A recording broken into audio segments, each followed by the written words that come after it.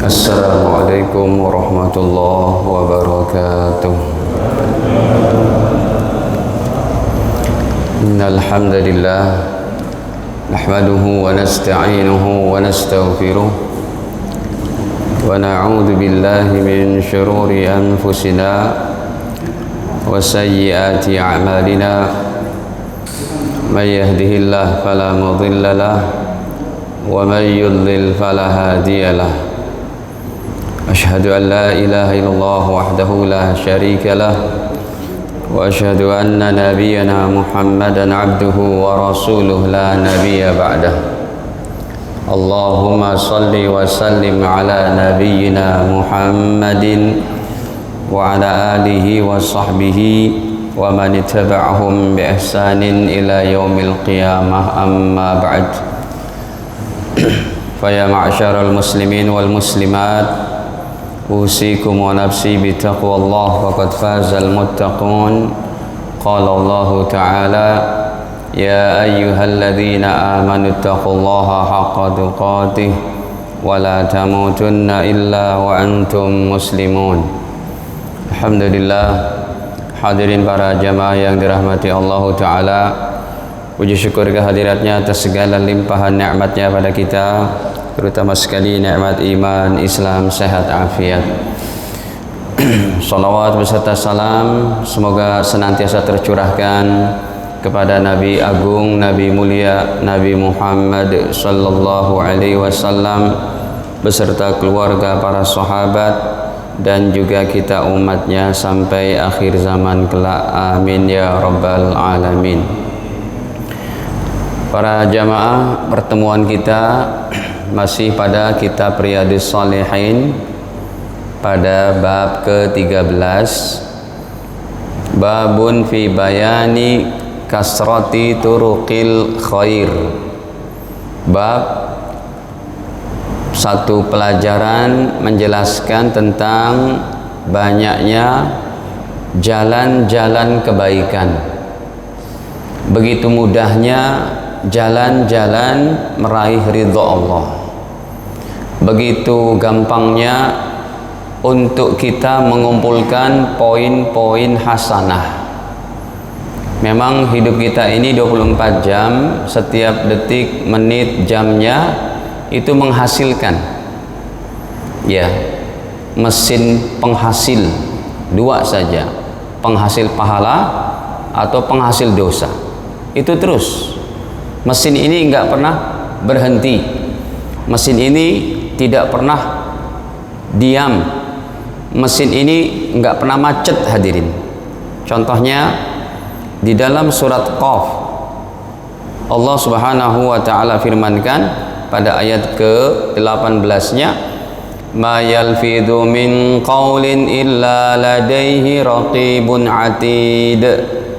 Tidaklah terucap, jangankan melakukan sesuatu, satu ucapan pun pasti, kata Allah, ada malaikat-malaikat pencatatnya, malaikat-malaikat pengawasnya. Jadi ini merupakan kabar gembira dari baginda Rasul. Tentunya dengan hadis ini kita baru mengetahui, oh ini loh jalan-jalan kebaikan. Ya, kebaikan itu bukan hanya kita sholat 5 waktu di masjid, bukan hanya kita hadir majelis ilmu, bukan hanya kita puasa sunnah, bukan hanya kita istiqomah tahajud. Ternyata ada lagi nih jalan-jalan kebaikan yang mudah kita dapati. Baik, hadirin, ini sudah kita baca ayatnya. Imam Nawawi membawakan beberapa daripada ayat yang mendukung masalah ini. Wa ma taf'alu min khairin fa innallaha bihi alim. Dan apa-apa yang kalian kerjakan dari kebaikan atau sebaliknya dari keburukan, fa innallaha bihi alim, maka sungguhnya Allah pasti mengetahuinya. Ya. Nah, atau yang paling terkenal nih ayatnya dalam surat Idza zulzilatil ardu zilzalaha, faman ya'mal misqala dzarratin khairan yarah dicukupkan oleh Imam Nawawi yang kebaikannya. Dan siapa orangnya? Yang beramal sebesar biji dzarrah, biji sawi, ya, akan kebaikan, ya rohu, pasti dia akan mendapatkan pahalanya. Wa may ya'mal misqala dzarratin syarra yarahu. Demikian juga keburukan, kejahatan pun akan didapatkan. Baik, hadirin,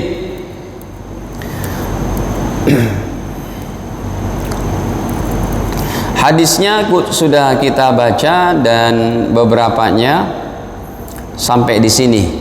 Setiap pagi di setiap persendian kita mesti ada yang harus kita sodakohkan, ya. 360 pertemuan tulang satu dengan yang lainnya di tubuh kita itu mesti disodakohkan. Maka di sini Nabi katakan fakullu tasbihah sodakoh. Setiap ucapan subhanallah itu sodakoh. Wa kullu tahmidah sodakoh. Setiap baca alhamdulillah jadi sodakoh. Wa kullu tahlilah sodakoh. Setiap baca la ilaha illallah juga jadi sodakoh. Wa kullu takbirah, dan setiap baca takbir sodakoh. Jadi kalau kita baca subhanallah, subhanallah, itu jadi pahala sodakoh. Dan itu bisa menutupi yang mesti kita sodakohkan daripada sendi-sendi kita ini. Makanya jangan kurang bacanya, kalau lebih bagus. Berarti 360, kalau kita baca subhanallah 360. Oke lah, kita baca habis sholat. Ya, lumayan tuh habis sholat kita baca 100 ya. Berarti 5 waktu kita baca 500 hampir. Kan dalam hadisnya ada yang subhanallah 33, alhamdulillah 33, Allah Akbar 34, jadi 100 kan? Berarti kalau 5 sholat waktu 500, alhamdulillah sudah lebih itu. Makanya jangan tinggalkan, setiap habis sholat juga baca. Selain pahalanya juga sangat hebat, Pak. Siapa yang bertasbih 33, 33 dan 33, terakhirnya la ilaha illallah wahdahu la syarikalah, setiap habis sholat Nabi katakan dalam Sahih Muslim, diampuni dosa-dosanya sekalipun sebanyak buih di lautan. Berarti pahalanya memang berlipat ganda ini. Bisa jadi sodako, bisa jadi penghapus dosa. Baik. Wa amrun bil ma'rufi sodako, dan memerintahkan kebaikan sodako. Perintah kebaikan jadi pahala sodako. Ya. Kalau bisa kita seharinya perintah kebaikan lebih dari 300 untuk jadi apa? Pembanding yang harus kita sodakohkan sendi-sendi kita ini, yang harus kita sodakohkan. Apa sih perintah kebaikannya? Gampang aja. Kalau kita mau ke masjid, ajak orang lain, yuk ke masjid yuk, hitung 1, ke masjid yuk Pak, 2. Ada anak kecil, ada anak kita minum tangan kiri, nak tangan kanan minumnya 3, itu jadi pahala sedekah semuanya. Wa nahyun 'anil munkar, dan mencegah kemungkaran juga jadi pahala sedekah. Wa yujzi'u min dalik, dan mencukupi akan yang demikian. Oke lah kalau kita nggak bertasbih, kalau tidak membuat pahala perintah kebaikan, cegah kemungkaran yang jadi pahala sedekah, kata Nabi, cukup semuanya itu diwakili dengan rakaatani yarka'uhuma minad duha, yaitu dia sholat 2 rakaat sholat duha. Kalau bapak ibu sholat duhanya 2 rakaat, dapatnya pahala ini. Tapi kalau bapak ibu sholatnya 4 rakaat, 2 rakaat 2 rakaat, dapatnya ini, ditambah lagi 1 rumah di surga. Jadi kita sedang nabung nih, ya, kita sedang nabung supaya kita punya banyak kebaikan di akhirat. Nah kalau bisa sholat duha kita 4 rakaat minimal. Oke, 2 rakaat dapat ini, tapi tambahkan lagi cuma 2 rakaat lagi Pak, dapat 1 rumah di surga. Setiap hari itu bisa kita tabung. Hadisnya derajatnya hasan. Dulu juga pernah kami sampaikan di sini, kata Nabi, man shollat duha wa qabla al-ula arba'a rokaatin, siapa yang sholat duha dan qobliyah duhur 4 rakaat, maka dia mendapatkan pahala dibangunkan yaitu satu rumah di surga. Ini kan hebat, begitu mudahnya disediakan untuk amal-amal soleh ini ya. Hadisnya memang cukup jauh ya, riwayat Imam Tabrani dan yang lainnya. Nah hadirin,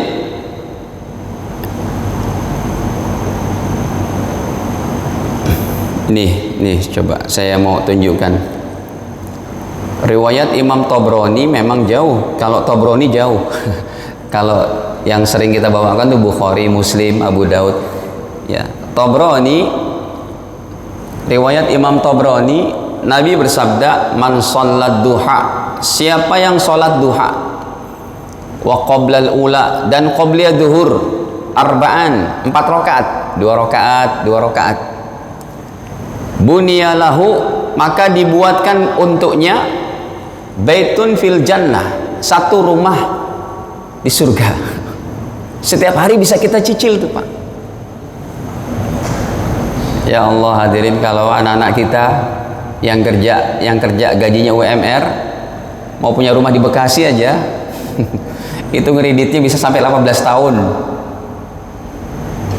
Ini rumah di surga disediakan oleh Allah begitu mudahnya, hanya dengan memerlukan 5 menit, 10 menit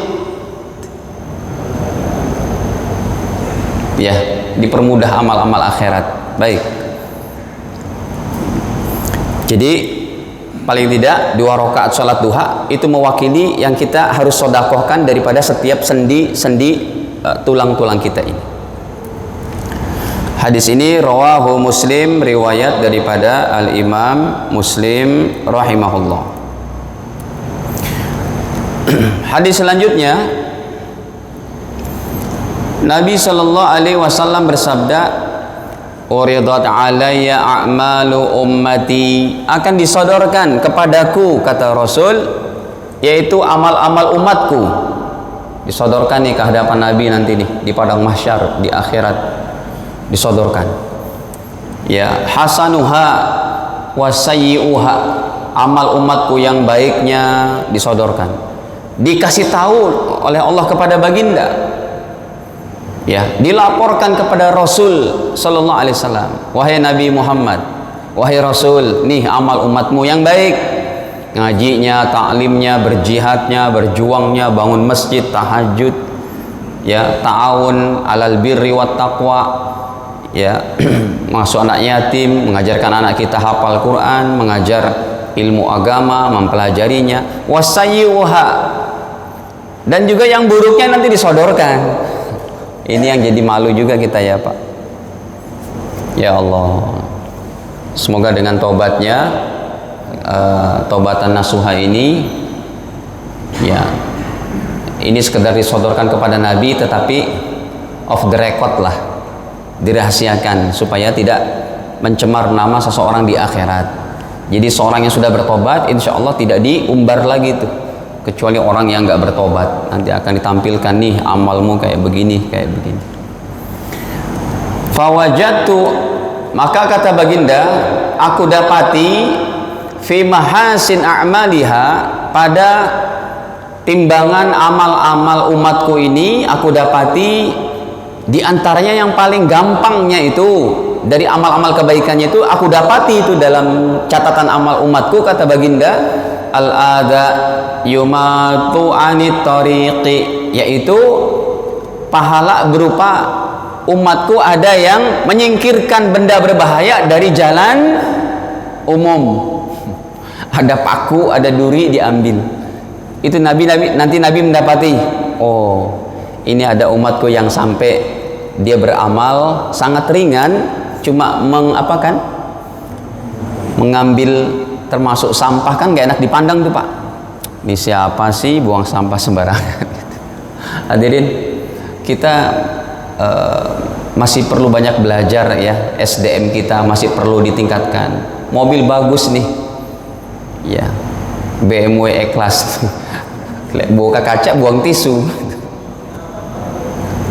kan masih kurang tuh Pak ya. Mendingan mobil Kijang tahun 85 gitu ya, apa gimana? Mending BMW tapi baik gitu ya, nggak buang sampah gitu. Ini termasuk perlu introspeksi gitu ya.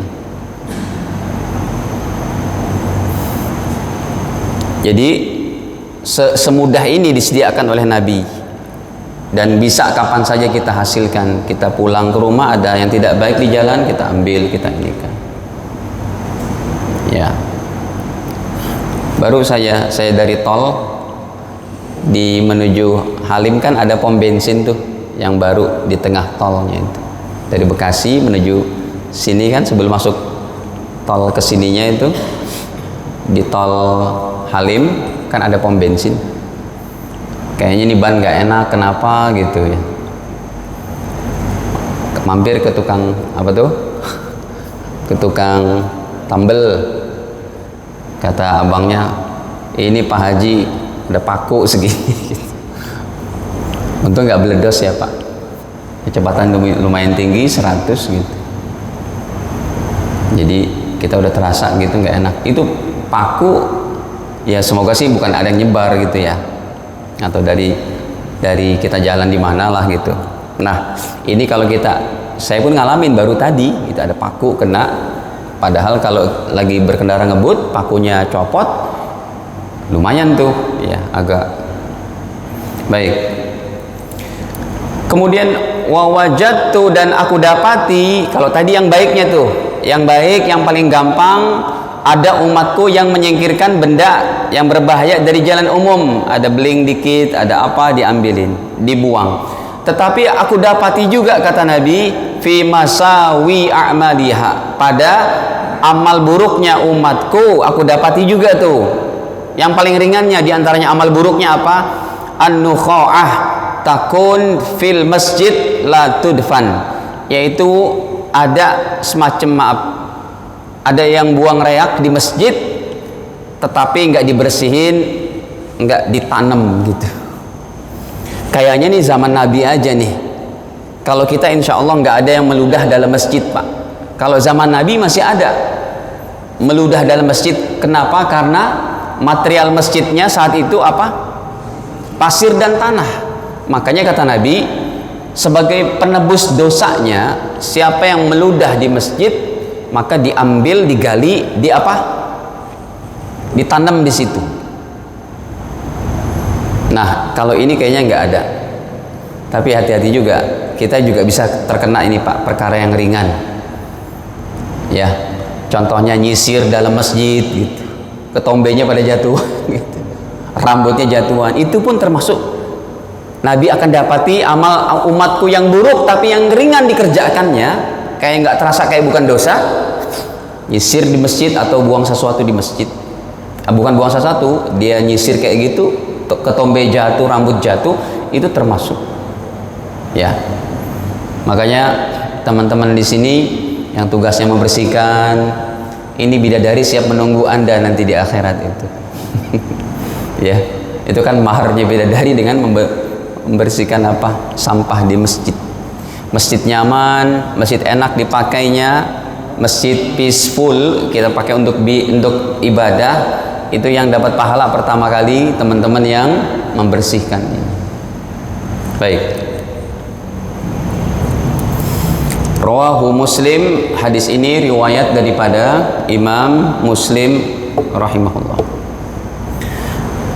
Selanjutnya hadis keempat, anna nasan, sesungguhnya ada sekelompok orang, para sahabat, qalu, mereka bertanya kepada Rasul, ya Rasulullah, wahai Rasul, dhahaba ahlud dusur bil ujur, dhahaba ahlud dusur bil ujur, bahwa orang-orang ahli harta, orang-orang kaya, ya mereka udah kaya harta, bil ujur, dapat pahala pun banyak, dunia dapat, akhirat dapat.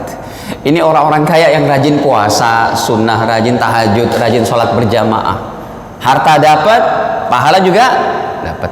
Rupanya sahabat yang bertanya adalah sahabat yang fakir miskin.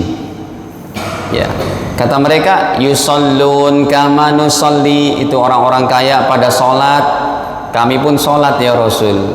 Wa yasumun kama nasum, mereka berpuasa, kami juga puasa ya Rasul. Tetapi wa yatasaddaquna bifuduli amwalihim, dan mereka banyak bersedekah dengan harta mereka.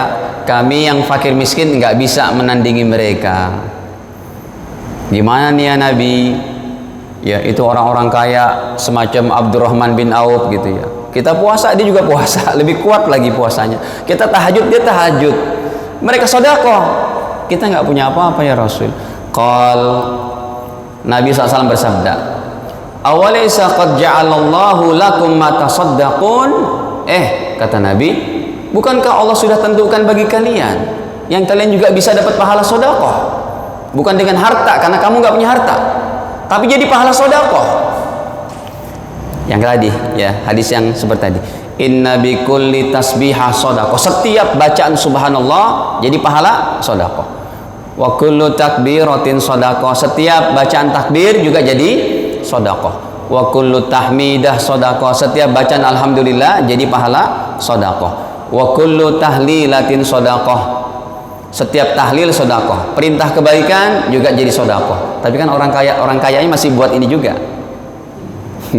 Kalah lagi itu ya. Wa nahyun 'anil munkar sedekah, perintah kebaikan, cegah kemungkaran jadi sedekah. Maksud Nabi, kalau kamu nggak bisa menandingi mereka dengan bersedekah pakai duit, pakai harta, kata Nabi, kamu perbanyak ini saja. Kan nyaingin juga tuh. Berarti harus ekstra banyak, ekstra lebih bertasbihnya, berzikirnya, bertahlilnya. Wa fi bid'i ahadikum sadaqah, dan juga pada sebagian daripada mendatangi istri kalian juga sedekah. Qalu, mereka bertanya lagi, ya Rasulullah, ayati ahaduna syahwatahu, apakah kalau kita memberikan hak syahwat kita kepada istri, wa yakunu lahu fiha ajrun, apakah jadi pahala juga? Nabi menjawab, ara'aitum law wada'a fi haram, kamu tahu nggak kalau seseorang meletakkan syahwatnya pada yang haram, akana lahu wizrun, apakah berdosa atau berpahala? Pasti berdosa, kata Nabi. Fakadzalik idza wada'a fil halal, maka kalau seseorang meletakkan syahwatnya kepada istrinya yang halal, kana lahu ajrun, itu juga jadi pahala sedekah. Bersedekah pada istri gitu ya, jadi pahala sedekah. Nah, ini maksudnya Nabi perintahkan kita supaya kita memperbanyak, maksudnya orang-orang yang nggak punya harta ini, dia memperbanyak tahlil, al-amru bil ma'ruf wan nahyu 'anil munkar, dan lain-lain. Hadis selanjutnya, ini sahabatnya banyak sekali ya meriwayatkan hadis, masya Allah. Ya, sahabat Abu Dzar sudah 5 hadis beliau terus yang meriwayatkan. Padahal beliau tidak termasuk 1000 orang, tidak termasuk 7 orang yang menghafal di atas 1000. Abu Dzar Al-Ghifari. Masih dari sahabat Abu Dzar, hadisnya hadis kelima dalam bab ini. Kata beliau, qala liyan Nabi sallallahu alaihi wasallam, Nabi bersabda kepadaku, la tahqiranna minal ma'rufi syai'a, jangan kalian menghina dari perkara kebaikan walaupun sedikit. Jangan kamu menghina, mencela amal baik sekalipun sedikit. Apa sedikitnya? Sekalipun, kata Nabi, walau antalqa akhaka, sekalipun berupa kamu bertemu sama saudaramu muslim biwajhin taliq, dengan wajah berseri-seri, dengan wajah tersenyum, itu pun merupakan pekerjaan baik, amal ma'ruf. Jangan kamu hina. Ya, sampai sedetil itu. Jadi kita bertemu dengan orang, senyum, sapa, ucapkan salam, itu juga amal-amal ringan yang tidak boleh dihinakan. Gitu. Pakai masker? Kenapa? Ya, dibuka dulu maskernya. Maskernya buka dulu bentar. Assalamualaikum Pak, tutup lagi. Atau kasih tahu, Pak, tadi saya udah senyum loh Pak. Ya maklum lah, zaman pandemi, kata-kata negatif tadinya kan nggak bagus, tapi kalau kita dapetin negatif jadi baik sekarang. Justru yang positif nggak baik gitu ya. Kalau kita silaturahim ke tempat orang tua, ya kita pulang ke rumah kan bagus tuh. Tapi kalau masalah sekarang orang pada takut malah itu. Gitu. Yang tadinya kita salaman dapat pahala sunnah menggugurkan dosa, ini salaman kita cuma tempel begini atau begini gitu. Maklumlah masih pandemi, belum normal. Jadi kasih tahu aja, Pak, saya udah senyum atau buka dulu gitu. Rawahu Muslim, riwayat Imam Muslim. Baik. Hadis ke-6. Hadis ke-6 sama kayak tadi, bahwa setiap dari Abu Hurairah sahabatnya, ini sahabat yang paling banyak meriwayatkan hadis, 5.374 hadis. Sama kayak yang pertama tadi, setiap persendian kita sulama ini artinya persendian. Ya, setiap persendian itu ada sodakohnya. Ya, dan kamu berbuat adil di antara dua orang, ya kamu berbuat adil kepada si A dan si B, maka itu pun sodakoh.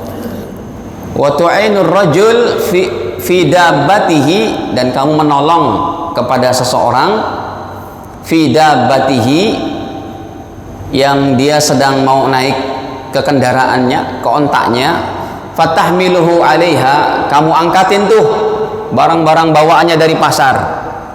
Dia udah naik ke atas nih karena barangnya begitu banyak, kamu angkatin, au tarfa 'alaiha, ataupun kamu ya fatahmilu, kamu bawa bebannya, kamu angkat ke atas, mata'ahu, yaitu barang-barangnya dia, itu pun jadi sodakoh. Ya, kalau kayak kita sekarang ada ibu-ibu yang ngeborong gitu ya, dia duduk dulu di beca, barangnya masih di situ kan, tukang beca pun ngangkatnya kelamaan, kita bantu gitu ya, dan itu pun jadi pahala sodakoh. Wal kalimatut thayyibah sodakoh, dan dzikir la ilaha illallah sodakoh. Jadi ini memang satu kasus, satu kebaikan bisa pahalanya berlipat-lipat. Contohnya kita ucapkan la ilaha illallah, la ilaha illallah, ataupun kalimat thayyibah di sini artinya ucapan yang baik kepada orang lain, itu jadi sodakoh. Kalau yang tadi la ilaha illallah, hadirin, pahalanya jadi sedekah. Dan juga apa? Setiap kita baca la ilaha illallah, itu kan arasy Allah bergetar. Tidak akan berhenti kecuali Allah mengampuni dosa hambanya yang ngucapin la ilaha illallah. Dan ini menjadi tasbih, zikir maksud saya, menjadi zikir terakhir yang kalau kita dalam keadaan sakarat maut dapat mengucapkan ini, maka itu udah jaminan surga. Ya, bulan kemarin ketika saya pun masih kritis gitu ya, ayah saya juga kritis, mungkin sudah dengar kabarnya, ayah anda kritis, dan saya minta, ya Allah, jangan engkau panggil dulu ayah, karena saya dalam keadaan lagi kena badai psikotin juga, lebut badan udah nggak kuat ngapa-ngapain, pegang handphone pun nggak bisa. Kemudian dapat kabar kalau ayah saya juga kritis. Ya Allah, tolong ditunda dulu ya Allah kematiannya. Kalau meninggal kan kita nggak bisa apa, mandiin, nggak bisa nyolatin. Alhamdulillah, saya selesai dirawat di Bandung, pulang ke sini, ayah masih sehat, kembali sehat. Pas sudah seminggu ke depan baru, dan meninggalnya beliau itu betul-betul ngucapin Allah, Allah, nggak pakai koma, gitu ya, nggak sadar gitu. Pokoknya habis isya, Allah, kita talqin terus. Masih ada videonya itu. Akhirnya beliau meninggal dalam keadaan Allah begitu. Karena saya sih menyaksikan kalau ayah itu selama di sini pun begitu istiqomahnya gitu ya, nggak tinggal tahajud, nggak tinggal sholat berjamaah, dan beliau senang sodakoh kepada siapa aja sering ngasih gitu, sekalipun nggak banyak. Jadi meninggalnya pun enak. Baik. Wa bi kulli khutwatin tamshiha ila shalah. Bapak Ibu berangkat dari dari rumah ke masjid ini sodakoh. Jadi pahala sodakoh juga.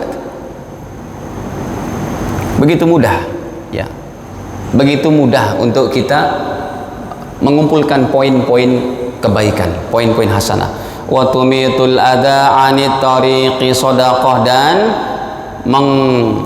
mengangkat benda yang berbahaya dari jalan umum, memindahkan benda berbahaya dari jalan umum, shadaqatun, jadi pahala shadaqah juga ya. Hadis ini masih riwayat Imam Muslim. Baik. Nah, yang tadi saya bilang itu setiap persendian ada 36, rupanya Nabi sendiri, Nabi yang mengabarkan tentang ilmu kedokteran itu sudah 1400 tahun yang lalu. Nabi katakan, innahu khuliqa kullu insan, setiap manusia diciptakan min bani Adam, dari anggota tubuh anak Adam ini, ala sitin wa salasimiyah mibsol. Jadi setiap manusia di tubuhnya ada 360 persendian.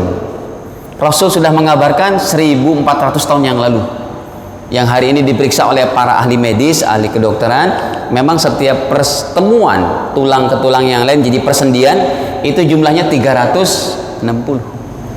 Subhanallah ya.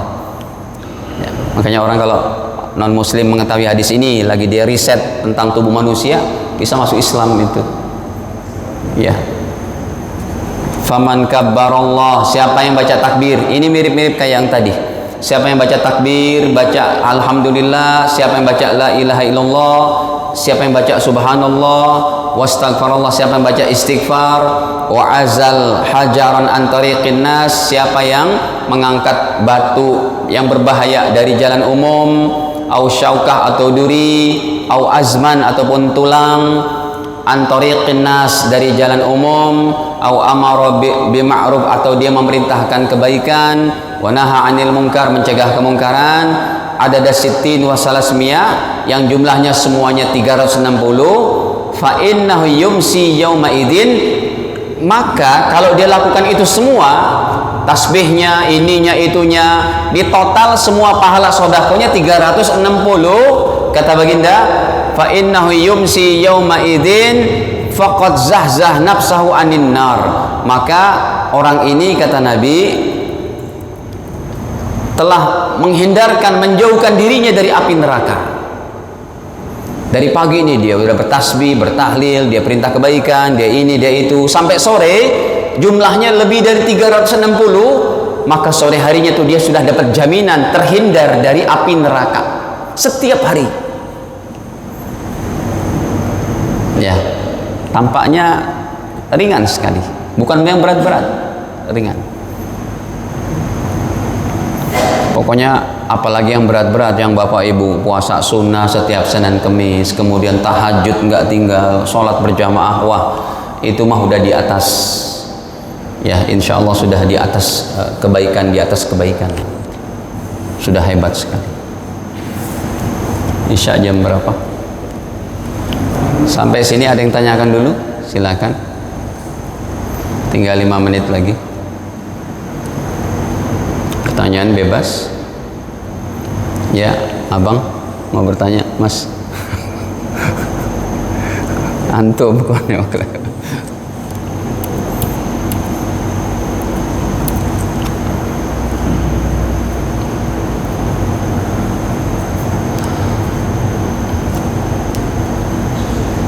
Makanya dalam apa itu anjuran para orang tua di jamaah tablik, amar ma'ruf nahi mungkar paling enggak 25 kali, itu 25 tempat. Ya, perintah kebaikan, cegah kemungkaran. Ayo sholat, ayo Pak sholat gitu ya. Iya,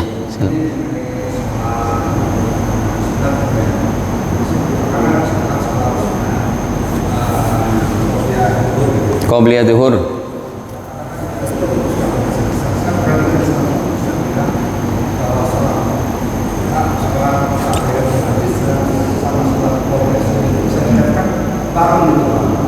Iya. Hadirin, apakah sholat qobliyah duhur diniatin bareng sama tahiyat masjid itu sah? Jawabannya menurut para ulama seperti Imam Nawawi sah. Ya, jadi sholat qobliyah dan sholat tahiyat masjid diniatin bareng.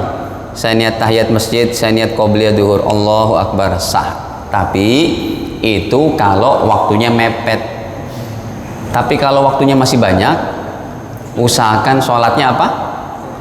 One by one gitu ya. Satu-satu. Sebab kalau menurut ulama yang kedua, sholatnya bapak qobliyah duhur itu udah termasuk tahiyat masjid. Karena nama sholat tahiyat masjid, hadisnya Sahih Bukhari. Ini saya tampilkan. Hadisnya Sahih Bukhari, Nabi tidak bilang sholatlah kamu 2 rakaat tahiyat masjid kalau masuk masjid. Nabi tidak bilang begitu. Nabi katakan sholatlah 2 rakaat. Beliau tidak memberi nama sholatlah tahiyat masjid. Makanya pendapat yang kedua ini, kalau bapak sholat qobliyah duhur pun itu udah otomatis sama nilainya kayak tahiyat masjid. Itu sih kalau mepet. Kalau waktunya banyak, yang terbaiknya tahiyat masjid juga, qobliyah duhur 2 rakaat juga. Begitu. Nah, ini contohnya bahwa tahiyat masjid penamaannya itu bukan dari baginda Rasul, tapi dari siapa? Dari para ulama.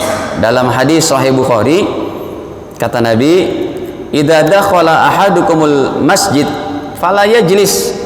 Kalau salah seorang di antara kalian masuk masjid, Sahih Bukhari 1110, ya, kata baginda, "Idza dakhala ahadukumul masjid," kalau salah seorang di antara kalian datang masuk masjid, fala yajlis, jangan duduk dulu, hatta yusalliya rakaatain, sehingga dia sholat 2 rakaat.